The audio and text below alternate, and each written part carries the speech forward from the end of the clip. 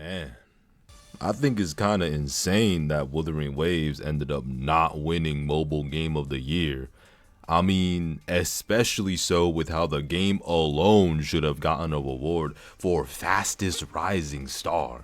This goddamn game has been involved in so much bullshit and showing off so much cool shit that you would expect it to be a no-brainer that it should have won a prize. But just because it didn't win a Mobile Game of the Year award, even based off its combat alone, doesn't mean it didn't get a win in our hearts, and that it didn't get a win for the company's wallet either. Let's be honest. Wuthering Waves just simply making it as far as it did is already a major W for the game itself being talked about, and a few more people trying out the game after seeing that it made it so far into the little competition of the Game Awards. But anyways, let's talk about Wuthering Waves, its PlayStation release that'll finally happen, and whether or not this is going to help shoot Wuthering Waves up into major improvements or not change its position in the gaming space at all and make it stay stagnant. But spoiler alert,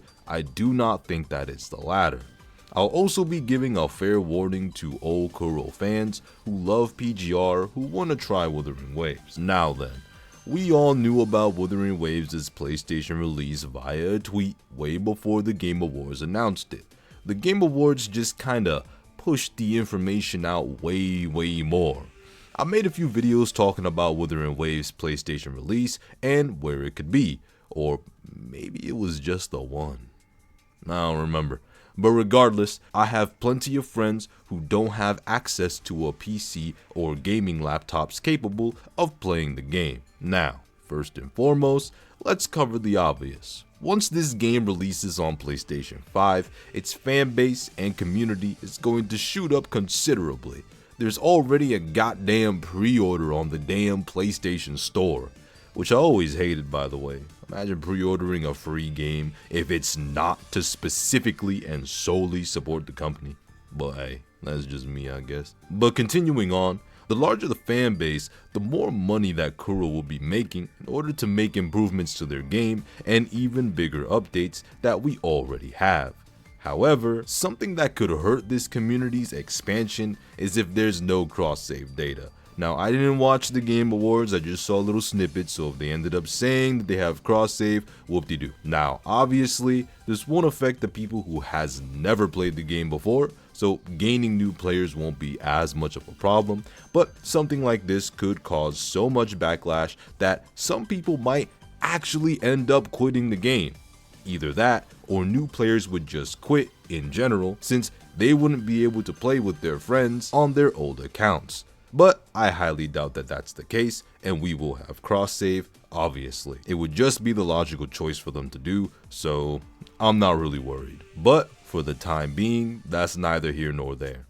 Kuro Games is about to have more money than they ever had before, meaning that they would be able to do so much more with their game. I already talked about my fear of the overly flashy power creep characters that would have the latest gen PGR character syndrome of being so strong that the bosses and everything else in the game no longer becomes as challenging. Got these bosses struggling to breathe, got these bosses trapped inside Sandy's dome and having them coughing and sputtering up words of please help me and please stop, just like SpongeBob and Patrick. But it seems we're just gonna end up in that direction anyways. It is a gacha game, and so of course every limited character one after the other 9 times out of 10 has to shit on the last ones in a past patch, regardless of how far away or how many patches are in between one another. It's a gacha's way of keeping the game fresh as they decide to add one new mechanic at a time to the game's enemy dispatching loop. I personally hate certain aspects of it, but it is what it is. Now, we don't need to talk about the future designs of the characters, as Kuro Games always does an outstanding job in my opinion that really brings the heat for the character designs, so I think that regardless of an increase of money or not, that won't change. As for the environment, we may end up getting even larger regions and even more places to explore that either has very cool mechanics or more hidden boss fight challenges to help scratch your bit of a combat itch or just get the shit beat out of you. I am most certainly looking forward to seeing all of the amazing things that Kuro Games is going to be able to do with its new source of income. Now, it's time to move on to a little bit of a warning to old Kuro fans who haven't tried Wuthering Waves themselves and haven't watched very much content surrounding it. And no offense, y'all motherfuckers are really living under a rock, or you just haven't had internet for the past 6 months. Now, do keep in mind, I'm not trying to keep people away from playing Wuthering Waves.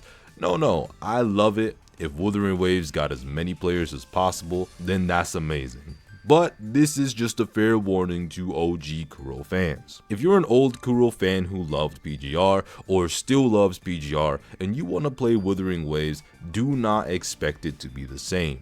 Wuthering Waves is a very colorful, vibrant game with a story that hasn't lived up to any great standard as a whole.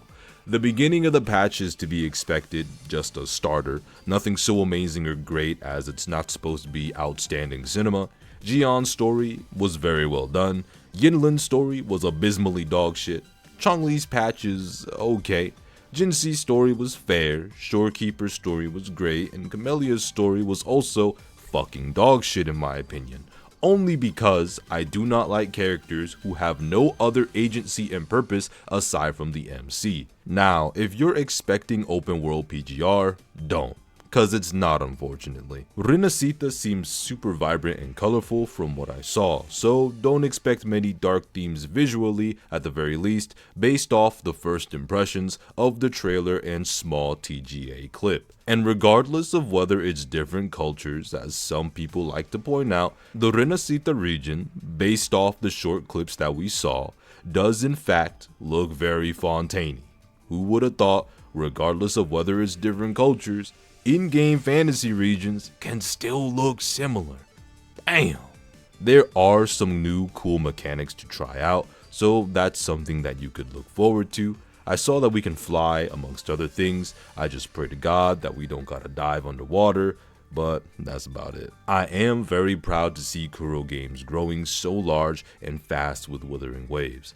I can even see that PGR is just further improving thanks to all of the new money and popularity coming to them. Both teams that work on the games are giving it their all, and I hope to see cool and unique stuff come about from all of this. I still like Wuthering Waves, and I don't plan on abandoning it anytime soon, but I will if the game fails to meet my final expectations. Let me know what you guys think though. Who here is looking forward to the Wuthering Waves console release? Who has friends they can finally play with? Let us know down below. But aside from that, I want you all to take care and peace.